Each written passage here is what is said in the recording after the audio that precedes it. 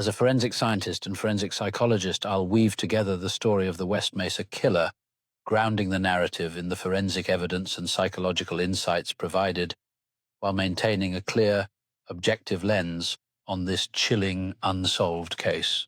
The West Mesa Killer, A Tale of Shadows in the Desert. Thank you for watching Behind the Veil. Please like and subscribe. We really appreciate it. Enjoy the video. In February 2009, a dog walker in Albuquerque, New Mexico, stumbled upon a grim discovery in the barren expanse of the West Mesa, a desolate area on the city's outskirts.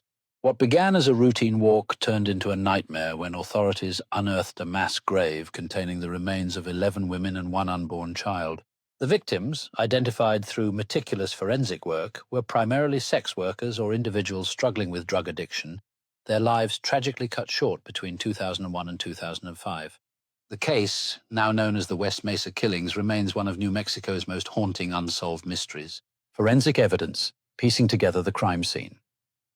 The bodies, buried in shallow graves across a 92-acre undeveloped plot, told a story of calculated violence. Forensic analysis revealed that the women were killed by strangulation or blunt force trauma, methods requiring physical dominance and control. The absence of DNA evidence at the burial site was a significant hurdle. Either the killer was forensically savvy, carefully avoiding leaving biological traces, or environmental factors degraded potential evidence over the years. The bodies, some wrapped in plastic, were buried with precision, suggesting the killer had time, tools, and familiarity with the remote location. Soil analysis and decomposition patterns confirmed the killings occurred over several years, with the last known victim interred around 2005. The victims' profiles were strikingly similar. Young women, mostly Hispanic or Native American, aged 15 to 32, engaged in high-risk lifestyles. Names like Victoria Chavez, Gina Michelle Valdez, and Cinnamon Elks emerged as investigators worked to identify the remains using dental records and skeletal analysis. The presence of an unborn child among the victims added a layer of tragedy, highlighting the killer's disregard for life. Despite exhaustive efforts, no fingerprints, fibers, or other definitive forensic links to a suspect were found. The Albuquerque Police Department offered a $100,000 reward for information leading to an arrest, but the trail remained cold. Psychological profile, a predator in control. As a forensic psychologist, I can infer a chilling psychological portrait of the West Mesa killer. This was likely an organized killer, methodical and deliberate. The choice of victims, marginalized women often overlooked by society, suggests a predator who exploited their vulnerability, possibly driven by a power control motive or a mission to rid the world of those he deemed undesirable. Such killers often derive satisfaction from dominating their victims, and the use of strangulation or blunt force trauma indicates a hands-on, personal approach to murder requiring physical strength and a desire for control. The burial site itself speaks volumes. The West Mesa, isolated yet accessible, suggests the killer was a local or someone intimately familiar with Albuquerque's geography. The careful burial of multiple bodies over years points to planning and confidence, traits of an organized offender who could compartmentalize their crimes while blending into society. This individual likely presented as unremarkable, perhaps a seemingly ordinary resident with a job, family, or social ties that mask their dark impulses. The cessation of known killings after 2005 is intriguing. Psychologically, this could indicate the killer died, was incarcerated for an unrelated crime, relocated, or perhaps evolved their methods to avoid detection. Alternatively, they may have achieved their mission or satisfied their urges, though serial offenders rarely stop without external intervention. The killer's ability to target sex workers and drug users suggests a predatory opportunism exploiting societal indifference toward these women. This choice of victimology aligns with a profile of someone who feels justified in their actions, possibly harboring resentment or moral superiority. The lack of sexual assault evidence, based on available data, leans away from a sexually motivated killer, though post-mortem findings were limited by decomposition. Instead, the motive seems rooted in control, punishment, or a warped sense of cleansing. Why no arrest? The perfect storm of challenges.